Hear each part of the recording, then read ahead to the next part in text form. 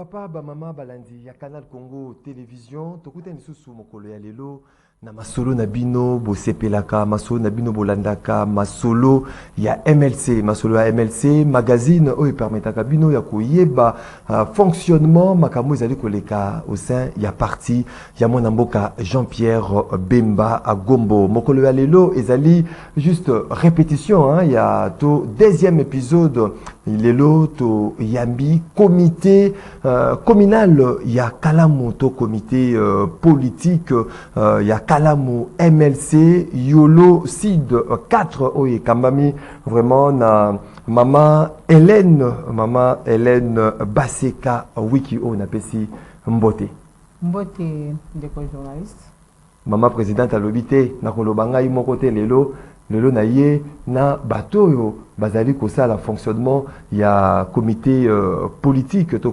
comité communal MLC Kalamu Yolocide tozali na Mama Mimi Lombole Medi o to PCP Mbote. Mbote papa. Tozali vice-présidente. David présidente. Tozali pe na secrétaire hein, Mama Nancy Ngoloko ozali secrétaire kaka na kati ya comité ya MLC Yolocide 4 Mbote na yope. Mbote papa journaliste. Ah bokolo ba bosolo rien que bosolo Mama Hélène. Tuye pona bosolo ya masolo ya MLC. Masolo ya MLC ndenge boyebi to ko commenter nanu ba activité o esili ki kozala organisé au sein il y a interfédéral puis différentes structures spécialisées il y a Bomba de libération du Congo ceux qui motozali na régie azali en commun accord na biso tozali na plateau à ko balancer les biso image pe to rozonga na sima pour to commenter. Après les candidats à la députation nationale, c'était le tour ce vendredi 21 juillet des candidats MLC de la ville de Kinshasa retenus pour l'élection provinciale d'être reçus par Valentin Guérengo. De quoi était-il question au cours de cette rencontre? Le numéro 1 du MLC interfédéral ville province de Kinshasa répond. Aujourd'hui, comme la fois passée, nous avons appelé d'abord tous les candidats députés provinciaux pour nous permettre de faire une idée sur les noms par rapport à l'individu. Parce que, comme vous le savez, au niveau de la députation provinciale, il n'y a pas trop de sièges. Le maximum, c'est 5 et le minimum, c'est un siège. Et il y a un flot de candidats. Pour nous permettre de faire un bon arbitrage, il faut que nous puissions allier les noms à la personne, pour savoir si cette personne a l'ancrage sur le terrain, s'il est capable de battre les campagnes, s'il est intègre. Parce que les élections de députés provinciaux et municipales, nous avons besoin des candidats qui sont intègres. Parce qu'ils vont nous aider à avoir le gouverneur et le sénateur. Il ne faut pas que devant ceci ou cela qui puissent vaciller afin que nous puissions perdre les postes. Voilà pourquoi nous insistons beaucoup sur les candidats députés provinciaux et les candidats municipaux. C'est l'exercice que nous venons de faire. Nous allons le faire sur 4 districts. Aujourd'hui, on a fini avec les districts de Moamba. Et demain, on va prendre un autre district. Ça nous permet d'avoir une idée sur chaque candidat et décider en âme et conscience. Demandons à ceux qui nous suivent ce soir que nous avons commencé l'exercice d'identification effective des candidats députés provinciaux et conseillers communaux. Le nom ne suffit pas. Il faut que nous connaissions la personne. Parce que si pour un siège, vous avez 12 ou 20 personnes, pour que nous désignions une seule personne, il faut que celle-là soit la meilleure. Pour que la personne soit la meilleure, il faut que nous la connaissions comme candidat, comme membre du MLC, comme une personne intègre, comme une personne capable de battre sa campagne. Toutes ces conditions, quand elles sont réunies, c'est à ce moment-là que nous allons désigner. Donc nous demandons à tous ceux qui ont déposé leur candidature de venir pour que nous puissions les connaître afin de nous faire une idée sur eux afin de les désigner. Le MLC demeure très déterminé à obtenir démocratiquement plus de sièges dans les institutions et cela se prépare au niveau de toutes les instances du parti de Jean-Pierre Bemba. La série continue entre le président interfédéral du mouvement de libération du Congo, ville-province de Kinshasa, Valentin Guérengo, et les candidats aux différents scrutins qu'aura organisé la centrale électorale. Le samedi 22 juillet dernier, c'était le tour des candidats à la députation provinciale circonscription de la Tangou d'être reçus ici au siège de l'interfédération de Kinshasa du parti de Jean-Pierre Bemba Gombo. Chaque candidat doit être identifié et répondre à un certain nombre de critères fixés par les partis pour mériter son statut de candidat du MLC. Valentin Guérengo. Aujourd'hui, le débat, comme avant-hier et hier, le débat a tablé sur l'identification du candidat. Nous avons des circonscriptions où les nombres de sièges sont réduits et nous avons des candidatures qui dépassent les nombres. Pour nous permettre de pouvoir identifier les candidats qu'il faut, nous devons savoir tel candidat porte tel nom et il a quelle capacité de nous rapporter un siège. Et nous avons surtout insisté aujourd'hui, comme hier, sur les critères d'intégrité. Parce que les députés provinciaux votent les sénateurs, votent le gouverneur. Si nous avons désigné un candidat qui n'est pas intègre, dès qu'il devient député provincial, il ne va pas respecter le mot d'ordre du parti qui lui demande de voter pour tel ou tel candidat. Parce qu'en définitive, c'est le parti qui paie la caution pour tout le monde et que les candidats doivent respecter le mot d'ordre du parti. Nous les avons entretenus sur cette volet-là et nous leur avons expliqué comment ils peuvent faire pour faire leur campagne. Nous avons insisté pour dire qu'à notre qualité du président du MLC de la ville de Kinshasa, nous battrons campagne pour tous les candidats députés provinciaux qui seront retenus. C'est notre devoir parce que le siège qui vont amener au parti, le mandat, c'est le mandat du parti et nous sommes l'émanation du parti. Nous ferons un effort pour que le parti puisse gagner beaucoup de sièges. Au MLC, chaque candidat doit rassurer quant à son élection. Le parti de Jean-Pierre Bemba tient à l'amélioration de son score électoral. Il est donc capital et important que le produit MLC soit rentable sur le marché. Avec les candidats MLC à la députation provinciale, circonscription de la Funa, qui est Valentin Guérengo, président de l'interfédération MLC, ville-province de Kinshasa, a bouclé sa série d'entretiens avec les candidats MLC de la capitale congolaise censée prendre part aux élections qui profilent à l'horizon. Une seule chose à retenir, le MLC tient à l'amélioration de son score électoral, d'où ces candidats doivent être valables, mais aussi répondre aux critères fixés par les partis, entre autres l'intégrité, en plus du fait que ces derniers doivent être individuellement bien identifiés par les partis.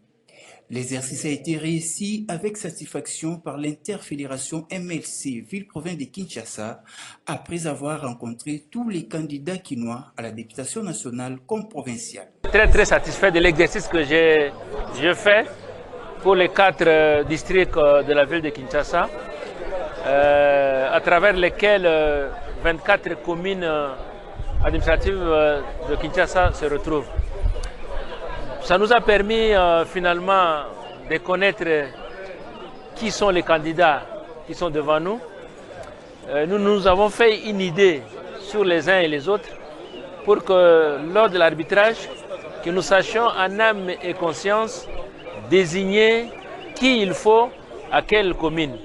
Parce que nous avons tablé sur 4 critères principaux. Et nous avons un dernier 5e critère qui va essayer de faire le balayage. Nous avons dit que nous avons besoin de quelqu'un qui a un ancrage politique dans sa commune, qu'il soit connu et que lui connaisse les gens.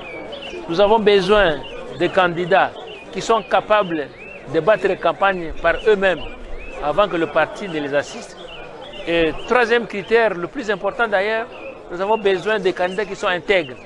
Parce que les élections de la députation provinciale comme conseillers municipaux, ce sont des élections beaucoup plus stratégiques. Si déjà quelqu'un que nous alignons tremble devant une certaine motivation qui est donnée pour voter pour lui et trahir son propre parti politique, celui-là, nous n'allons pas l'aligner. Celui qui veut aller loin prépare sa mouture, dit-on. Le MLC de Jean-Pierre Bemba est bien parti pour une bonne récolte lors des prochaines élections prévues déjà en décembre 2023. Maman Hélène, namoni musala ezali kosala mana MLC. Non tokomi na maponamité, mais tomoni ba échange oyo interfédéral Valentin Guérengo azui na ba candidat nyonso ba nyonso bazali na ambition ya koma ba députés nationaux na ba députés provinciaux. Oui, merci Ndeko Maxime. Ce qui interfédéral a sali eloko wana c'est parce que il fallait identifier tout le monde. Parce que les raté moutinho soyez que non naza candidat, oui, ayébanité na parti, ayébi même secrétaire général, ayébité MSC et bandana aneni ayébité, et puis moutoua na kamba moko bati aya comme candidat. Non, yango wana président interfédéral à sala qui non a réuni ba candidat nyon surtout pour na kola ki sa que non mutu na mutu ba yeba qui nani aza nani. Parce que quoi aligner tout le monde, yango et ça la kakeno. Premièrement, tu raté siège et de deux, et ça que tant on va comme marakuna, yango bazaka la facilité à changer les cas. Vous avez un gâté, oui. Beaucoup de gens sont candidats, il y a district à Funa, beaucoup de gens candidats, il y a district à Moamba, candidats, il y a district à Tchangou. Comment vous avez changer dans interfédéral? Mais non, Ndeko Maxime, tokobanga na pona nini. Po business toza bana ya. Emsum to ba fichier na ngai ezali bien te na yeboye ba bisa fichier na ngai na poisa. Non, business toza bana ya MNC, business toza bana ya papa moko. Ya bana na kati ya ndako ya papa na bango. Il faut boye bana attaque papa botaki libanda ou bien abotaki na nini na mwasi mususu. Il faut bino nyonso wana boye bana. Boza bana ya papa moko. Ko banga ezate papa parce que toza business bana ya papa moko. Bana ya papa moko Jean-Pierre Bemba to comment mususu zali. Bana ya papa moko aza Jean-Pierre Bemba Gombo. Jean-Pierre Bemba Gombo. Yene papa na bino. Kaka moko bozala na ye. Kaka ye wana. Maman Mimi, dans mon c'est la toute première fois tout le monde a vu sur la partie politique par rapport à l'organisation. Aujourd'hui, ma ponami ezali. Bamizou bazaka boya bo déposer, ba bazali ambition ba bo déposer, mais oyo to moni interfédéral à Télémi à solo là na ba candidat. Ce que moni critère na ma B à tio mo pandi. Ce critère na yo to zali ba intégrité nga lobi bo solo ezali kati na yo ba valider candidature na yo. C'est la toute première fois. Et là on y ça na MLC, vous en organisation à boy. Bon, et là que ça na MLC pour dans l'organisation premièrement, faut que bana le papa na biso mo kwa za muto autre. Donc, toi, dans l'ordre, il y a éduquer banana sur autre. Donc, par exemple, dans la MLC, il y a dans n'importe quel parti. Qui y a les lots, va balancer facilement.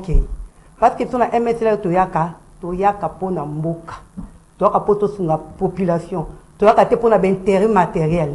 Et puis, ce qui est président fédéral à Yaki, c'est parce qu'à l'ingité, batia n'importe qui va infiltrer au lobby va que sa partie n'a biso sonné parce que la partie MLC c'est pas n'importe qui pour bima député na MLC il faut mériter président abanga quitté pour n'aller pas ambition hein abanga quitté ndenge maman la biso za boye aza kutu na éviter aza ne lokwa ko banga te parce que ya zali né grandi na MLC donc nenga zala ko azala makila MLC 4 expérience zali ya makasi expérience ya makasi ko balancer te. Donc, il y a des états qui ont MLC. Maman Nancy, il y a le bini. Il y a le biboye. Concernant l'interfédéral, n'a pas la Valentin Goringo. Alors, bien, il est très capital. Surtout dans la Simba qui est intégrité. Ce n'est pas n'importe qui. Akoya Kakaboya bima candidat à MLC. Et que Simbate. Premièrement, il faut pas y la commune offendée. Il faut la connaître partout. N'a pas si exemple maman la biso Hélène. Aebani na quartier na ya Kalamu parce que faut azo conquérir Kalamu bimba na yolo na ye na Kalamu na ye na Kalamu na ye azona aebani azona mwana Kalamu ayebi Kalamu difficulté ya Kalamu ayebi yango aye makamutu ezoleka na kati ya Kalamu donc azape identifier na Kalamu ba tu baza komona azana na monga fula alobite nga ye na Kalamu ah ye abotemi na Kalamu za mwana ya Kalamu na Kalamu et puis azape na MLC a umeli donc jeunesse ne mobimba abandi na parti non protocole na âge ya 16 ans ou bien 18 ans dans la jeunesse mobimaka na kati ya parti dans le lazo pour sa ancienneté na so ba 20 ans donc aza penza muto wa umeli na kati ya MLC ça infiltré te donc azali vraiment mwana aza penza mwana MLC mwana MLC mama ya Kalamu ngabu na benga éclairage ya Kalamu éclairage ya Kalamu mama Mondele mama pasteur ah comment ça mama pasteur ah oui ma pasteur le sous MLC nga ba intègre donc ba ramezali belé ba casquette ezali belé maman Hélène mais tout le monde qui c'était et beta maki mingi vraiment pas ya Valentin Guérongo makamu intégrité parce que monsieur bazali kotala babité nga ma député pour nous voir moi $11,000 $7,000 $21,000 monsieur c'est pas ma député boye na député provincial ok kuna na élection ya ba sénateur to monaki ndenge kanyaka itambolaki muta ye kaka bimine député mais ake pona azela élection ya ba sénateur azoma kanyaka azoma $100,000 ba $200,000 ba corrompre mais ba ndenge on a bêti c'était est-ce que yo ko trahir te ba bimise le PM sous $200,000 ba mele no bité $200,000 ezali ebele nazwa ndeko Maxime moni soki ezalaki mpona kanyaka nde tosi tolongwa MLC kala nde tolongwa MLC kala mpo bapasi nyonso toandira na kati ya parti na bokauki na kozanga soki kaka ezalaki mpona kanyaka nde tosi tokenda kala parceke ya tozalaki na baningi ebe tozalaki na bango bakenda ya meme bato bazalaki bakondi na kati ya parti bakokaki kosupporte nzala te bakendeki pourquoi parce que bazwaki kanyaka yango moni bakendeki mais tandis que biso ozalaki pe sollicité mais oboyaki olingaki ozalaka fidèle na Jean-Pierre Bemba effectivement nazalaki sollicité donc namonaki ke soki nakie kuna on dirait comme si naye kobanda vie ya sika et pourtant na ndako na biso nayebi esika lidusu eza nayebi esika mai etangaka nayebi mais soki nakie kuna ya ko nakie kobanda vie ya sika babi ndako oyo ofandi te koyeba esika etangaka te alors namonaki inutile ke nakende iserait bien afana na kaka na nzela soki permet isango ekokufa nango ekufi comme ça tobandeli vie politique na ozela nkoli mobali yango moni tofanda parce que lelo soki ozobi likambo ya kanyaka ou bien ya intégrité na vie ya mutu vraiment soki mutu azo comprendre que non vie nanga lelo kuna nazala malamu lobi faut nazala juste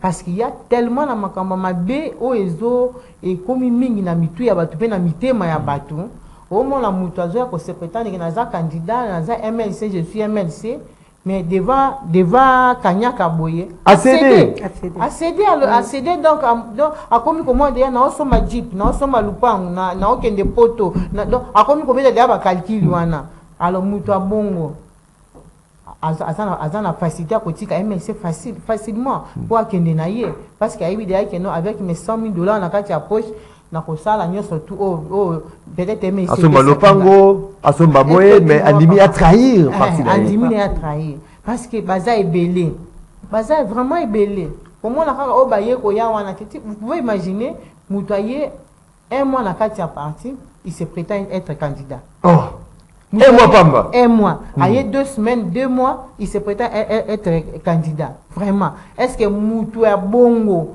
un jour à cause d'un souci à parti un jour vraiment que vous croyez vraiment que non mutu wana lelo soki to pesi siège na parti hier à soutenir parti non aye pona d'abord pona ventre naie voilà bobabi le ventre d'abord aye d'abord pona ventre naie puis pona famille naie atinda bango na poto a rien na mituka na ba jeep mais tandis que nous auto pika mi 600 na kati ya MLC attends nzambe na likola olimbisa biso te soki to trahir MLC maman Mimi est-ce que Mayelo vous êtes dans la MLC organisation vous êtes dans la MLC beaucoup de ça parti politique mon société balanda un peu lignée na bino oyo vous êtes ba candidat bazali belé bobité to identifier bango to yeba nani azali da probité morale nani azali da capacité pe ya ko pesa biso siège to yeba bango vraiment est-ce que beaucoup pesa mayele wana te que non na parti politique ne zo bozo nyonso ba ramasi nyonso botie bango na bino bobi non pas question de ramasi.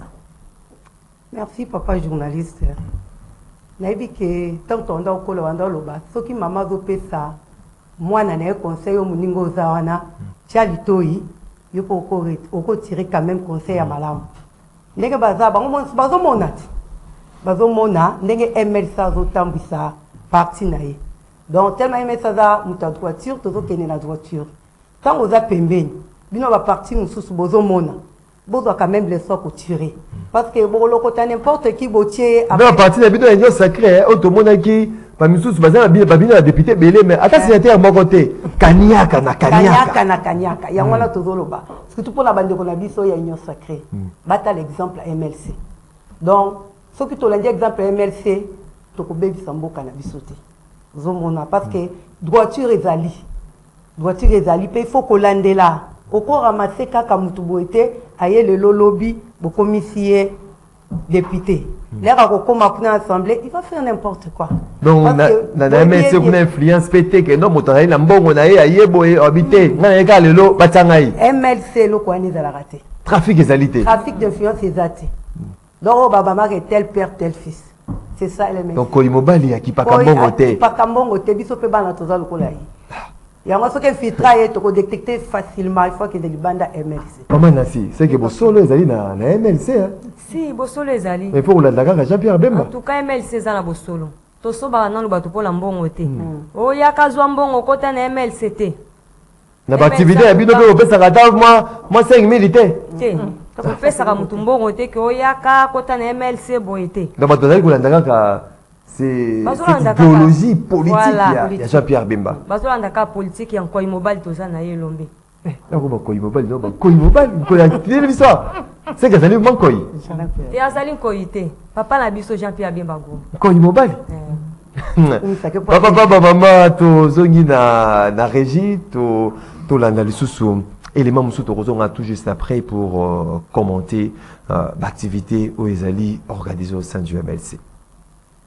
Toujours na système ya fourmi sur terrain na commune na ye ya Kalamu la dynamique Hélène Basekawi qui éclairage ya commune ya Kalamu mwasi oyo azali toujours koréonner vision ya German Jean-Pierre Bemba Gombo na commune ya Kalamu cadre monene na lisanga politique ya mouvement libération du Congo MLC na mukuse oyo ezwami na fédération ya Funa 1 oyo ezali kokambama na ye moko papa social edi Eyel Molangi Hélène Basekawi ke akitaki lisusu na commune politique na ye ya Yolo Sud 3 pola kokende kosolola na bango mae nyonso etali processus électoral awa la dynamique Hélène Basekawi ke asepelaki makasi lolenge bana ya Yolo Sud 3 basili kozwa oya bango carte d'électeur yango asengi bango na kozala très vigilant na décembre 2023 pona kopona baye oyo bazali na souci ya kobongisa commune ya Kalamu boyoka ndenge ngonga ebetami na cadre toujours ya sensibilisation ya président national na biso Jean-Pierre Bemba Gombo pe na président na biso fédéral Eyel Molangi na ndenge sensibilisation ezalaki ya bapepe na biso bayeba na kosenrôler yango ezalaki koya na biso na kati ya Yolo Sud 3 comme d'habitude nde tozali kotambola na Kalamu mobimba.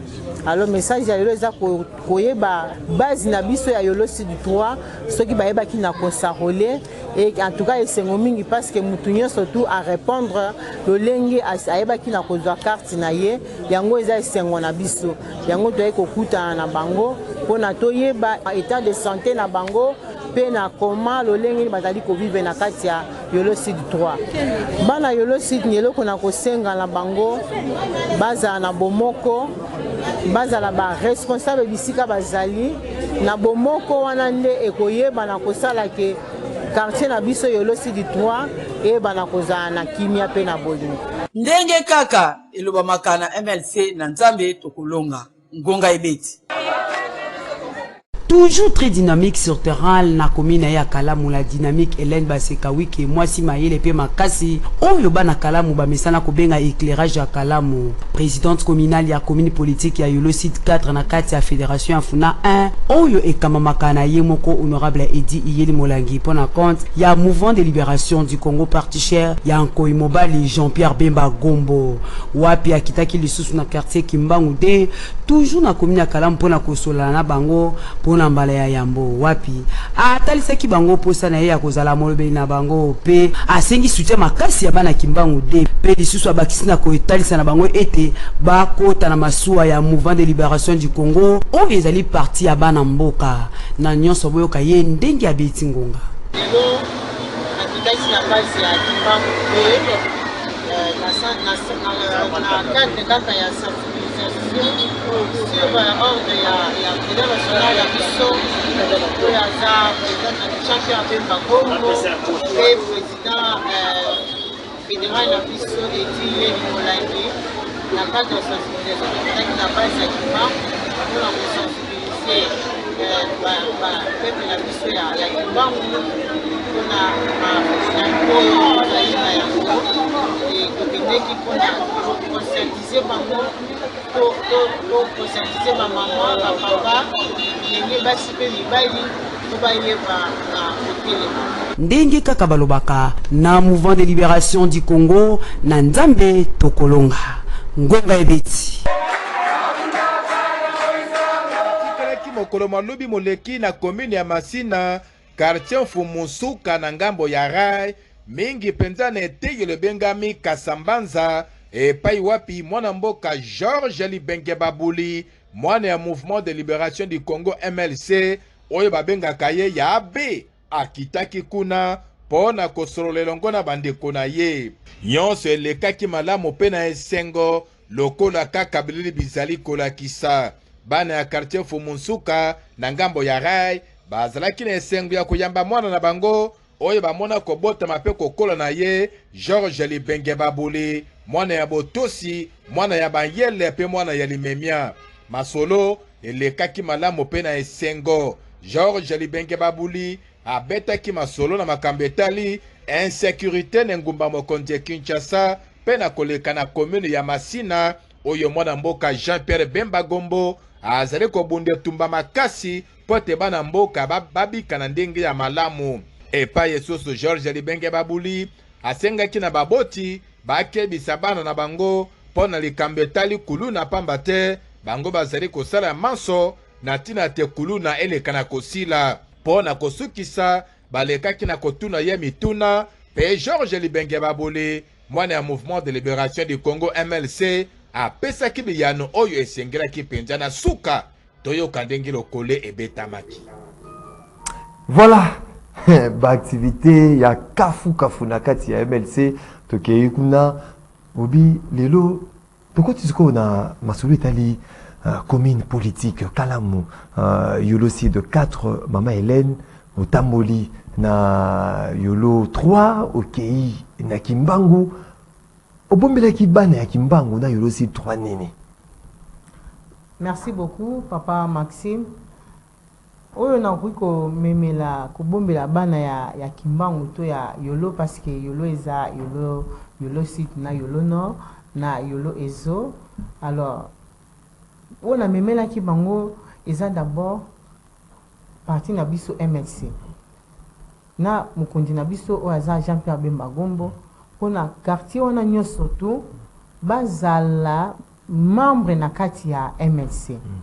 Et tant on va komi bongo à ce moment là tant on toko zonga keno les loto ye liboso na bino pour pesa biso ba voix ba koza na facilité ya ko accepter biso parce que déjà to lekela ki bango to laki si bango to tali si bango marche ya MLC ndenge zali to tali si bango président national na biso ndenge azali et je vous dis kombo ya Jean-Pierre Bemba na munoko ya bana kalamu eza lokola bonbon donc ba adopté déjà MLC ba adopté bino mama Hélène na kalamu na ye azali wana sans ni moko tout le monde na habitant na biso ya yolo to ya kalamu mobimba baza pour Jean-Pierre Bemba et MLC mais to ka ki bato msu balobi te mama Hélène ba sekawiki ye atambola kate yani ko vanda mingi na bureau climatisé azali ko batela l'opposition naie. Est-ce que maman Hélène mais tout monde yo makambo bazali ko loba tout monde contraire ya makambo bazali ko loba tout monde yo wana na terrain na base bazali ko communier na base. Je crois la fois passée na émission ko nga na sala politique ya kufanda te na sala politique ya ndaku te nga na sala politique ya ko bima ya ko kende ko kutana na base ko sola na bango parce que le fait que zo kutana bango ndo za koyeba préoccupation ya commune na yo oza koyeba keno na point tel na isika boye baza na problème boye parce que moto o a pesa kalito na population mutu wana nde azalaka oyo akoyeba na kozwa mayele mpona kosunga population wana parce que soki olobika keno na mifandela na nga mais bato bakoya vers yo ndeni soki yo za ouverte ke ofunga maboko po bato baya vers yo mais nga nakendaka vers bato nalingaka te bato baya vers nga mais nga nakendaka vers bango parce que eza d'abord nature na nga nalingaka kozala nga moko te simplicité nalingaka nazala na bato etant nazalaka na bango bongo esala nga bien makasi balobi namonaki mama nansi alobaki ke Maman Hélène, éclairage ya kalamu. C'est que on dit qu'on éclairé. Mon ligne ezali mingi so yo comme on a éclairé bateau. Non, bango moko ba pesa nga kombo wana, bango moko ba habiter ya kalamu ba pesa nga kombo wana. Éclairage ya kalamu, maman Boboto, maman pasteur, maman social, maman Sodan, lokola président fédéral, monsieur za papa social, nga dia ba komo bien nga maman social. Donc on a dit président. Donc président il dit papa social. Apena maman na maman sociale. Maman Mimi Lompole. Est-ce que herbe qui t'a un base wana contact na bino na population? Est-ce que ils ont intact ou bien t'es beaucoup de rappé aussi n'a pas problème bah celui qui aime tout sous communication ils allaient bien t'es aime tout sous bah il faut un message j'ai bien noté par rapport à la réalité oh bah tu allais vivre sur terrain.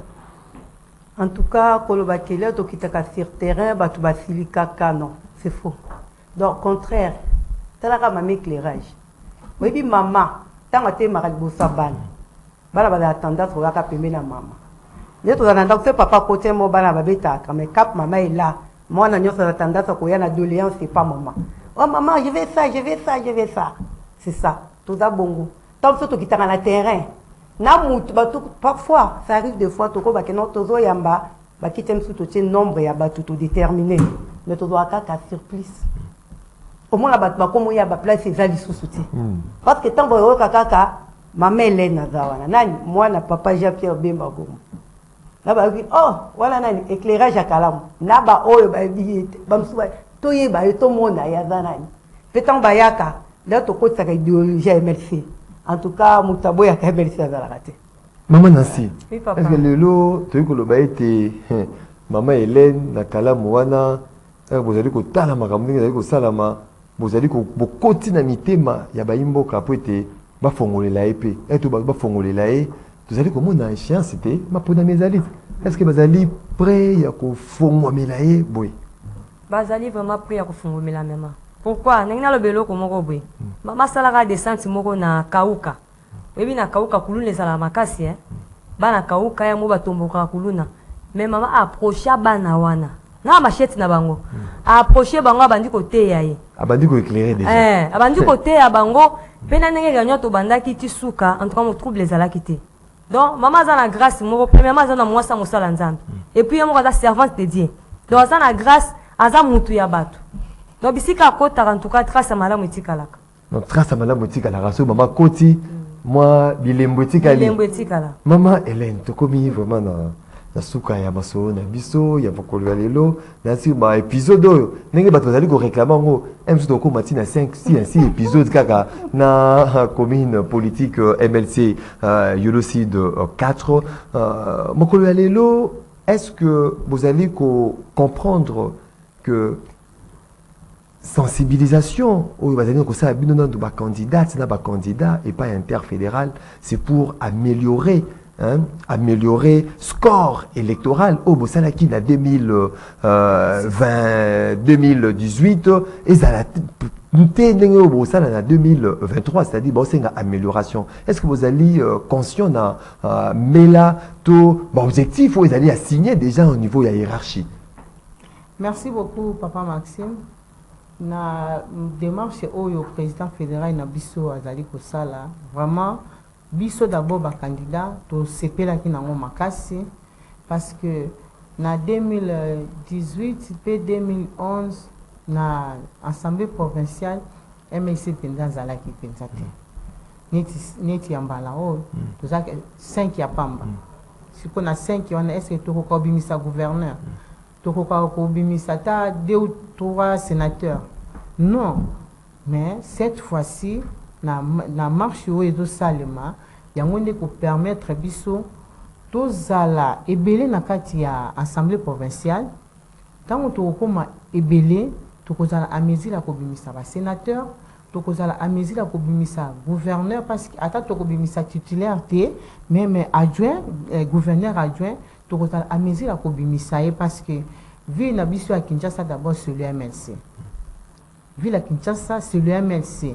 Alors tant que tu côté na champ, tu côté penza que non pour na to kende ko arracher ba siège na biso vraiment toko rapporter ba siège. Message na ya suka na batonyo so bazali kolanda yo na kati ya mboka na libanda ya mboka oyebisi bango nini. Merci beaucoup. Message nanga eza ya suka te da totie point virgule pona tokoya lisusu. Tokoya lisusu eza que non biso bana ya MLC ndenge na lobaki la fois passée tozala na bolingo et peuple congolais na lolenge tozali kokende pona na maponami biso peuple congolais vraiment tozala vigilant toye bana kosala kaka pona sentiment te que non c'est parce que ya pesinga 5000 francs ou bien pesinga polo na pesa evoa tango pesi evoa akekuna et c'est le chaos na commune na eto na province na ye. Alors na kosenga na peuple congolais en particulier na bakinois to yeba vraiment na ko voter utile pe to tia d'abord sentiment à côté total mboka na biso lobi que non avenir ya mboka esimbami na maboko na biso ba congolais. Alors ceux qui tozali ko sala kaka que non kaka pona sentiment pona na koma na mituka na koma na mbongo ebele parce qu'il y a ebele bayaka na politique bakanisi que non na politique nde mbongo eza ebele donc ceux qui na komi ko servir des nations yeko sala pona mboka. Alors ba wana vraiment cette fois-ci to mettre bango à côté to pona ba oyo bazana souci ya mboka lobi pona lobi mboka na biso ekende liboso. Madame Hélène Baseka Wiki, présidente communale MLC Kalamu Yolocide 4, Madame Mimi Lompolé Medi, vice-présidente de la même commune politique, Maman Nancy Ngoloko, secrétaire de la même commune politique, Natondi Bino Botondi. Merci beaucoup, je passe. Bozalaki est belé de partout à travers le monde. Ya Kolanda, Masolo, il y a MLC. Ponalelo, deuxième épisode na commune politique MLC Kalamu Yolocide cadre. Tout ce qui y a, tu continuer, peut-être tu rejoins quatrième épisode, troisième épisode, tu Zali Nabino pour continuer. Masolo, il y a MLC, Oyo, il y a parti, il y a Jean-Pierre Bemba. Votre cas de madame Narabota Nabino.